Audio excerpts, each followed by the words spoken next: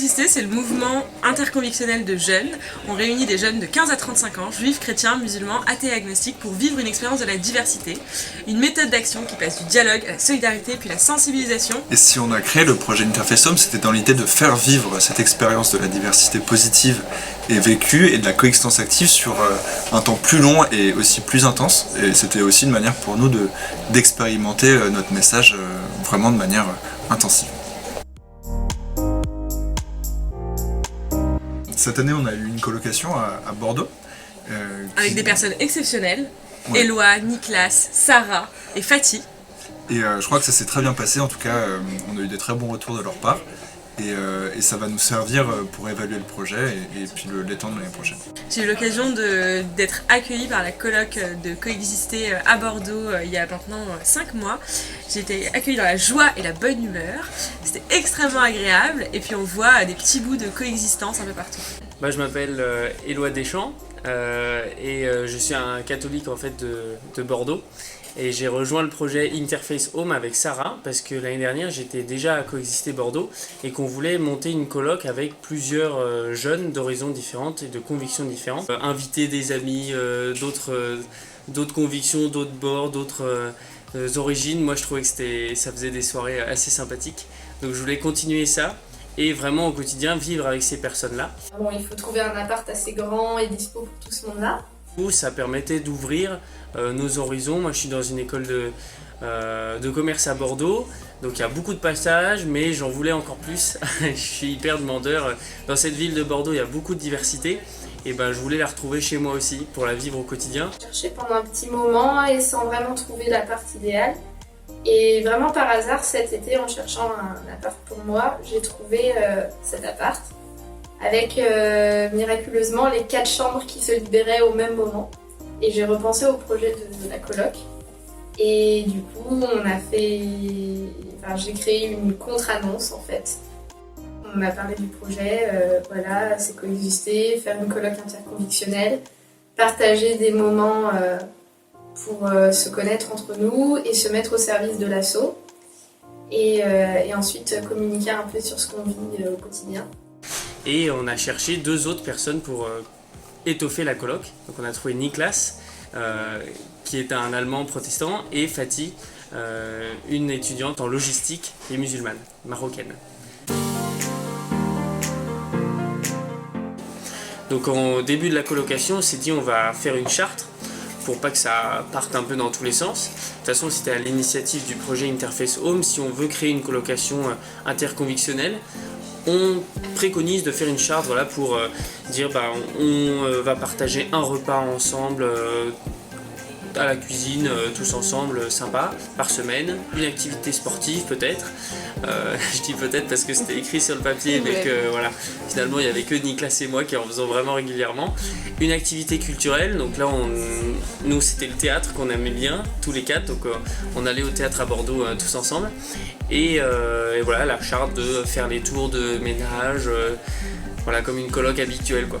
Dès qu'on faisait un repas avec toutes les personnes de l'association de Bordeaux, quand il y a un juif, un musulman, un catho, une végétarienne, une sans gluten, et on se concerte et puis voilà, ça fait vraiment c'est pas qu'est-ce qu'on fait, on va acheter des pizzas. On avait ces discussions super poussées sur qu'est-ce qu'on mange tous ensemble ce soir, et ça c'était trop bien. Et puis on fait ensemble, et c'est mieux que de déléguer, qu'il y en a un qui fait chacun dans son coin.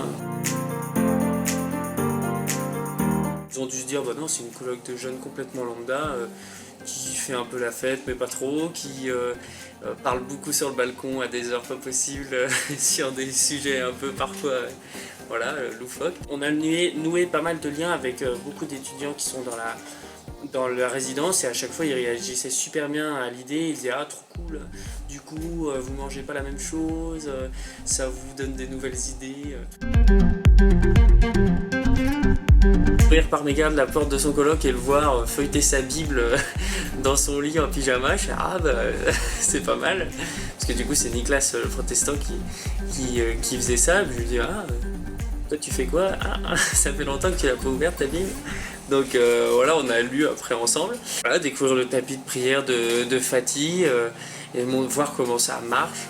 c'est pas très compliqué, hein, mais ça permet de se connaître plus, ouais. Et non, mais ce que je tiens à dire, c'est que vraiment, je me suis tellement bien senti dans cette colocation, tellement accueilli, respecté. Je me sentais vraiment, on faisait un, quoi, on était la coloc.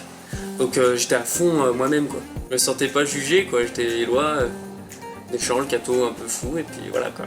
Ça passait très bien.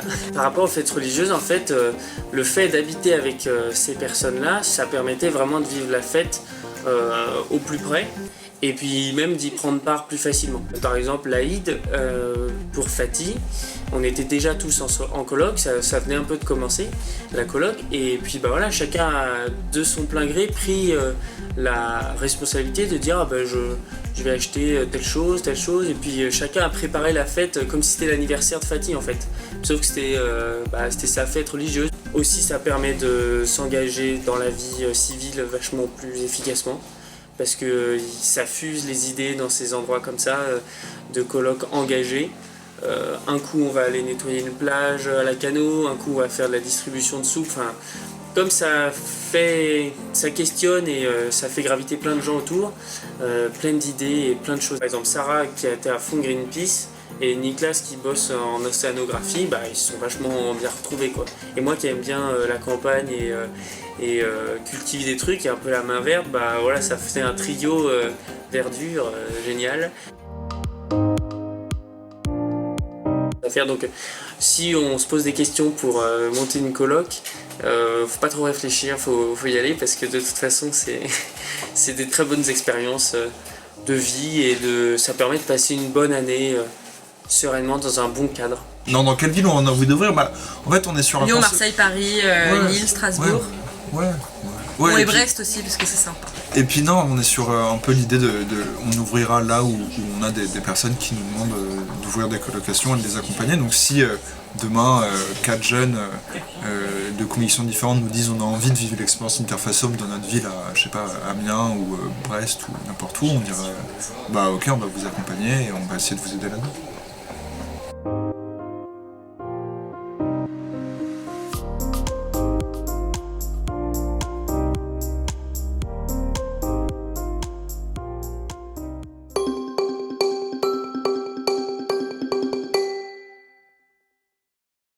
Je m'appelle Augustin, je suis un grand et fort Sénégalais. Beauté, Kombon, Guy Joyce. Moi, je m'appelle Hugo, je suis français. La culture se définit beaucoup plus par un avenir commun, par ce qui met toutes ces populations en marche vers quelque chose, vers un projet commun. Et donc l'action devient essentielle. שאנחנו לא נתחבר עם האנשים האחרים, הפלסטינים, שאנחנו לא נרצה להכיר אותם, שהם לא ירצו להכיר אותנו.